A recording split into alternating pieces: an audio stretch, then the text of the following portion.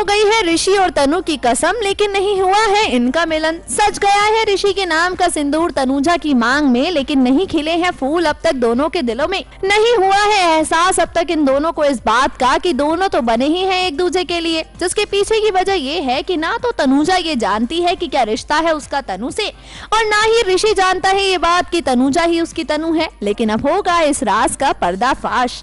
जी हाँ, लव ड्रामे से भरपूर इस सीरियल के आने वाले एपिसोड में आप देखेंगे हाई वोल्टेज ड्रामे।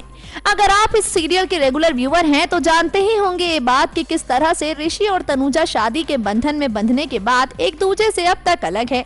लेकिन अब क्योंकि दोनों एक ही कमरे में रहते हैं तो इसी बीच दोनों के बीच थोड़े थोड़े रोमांटिक पल तो देखने को मिल ही जाते हैं। हमने आपको अपनी पिछली रिपोर्ट में बताई ही थी ये बात कि अब शो में शुरू होने जा रहा है इनका हनीमून सीक्वेंस।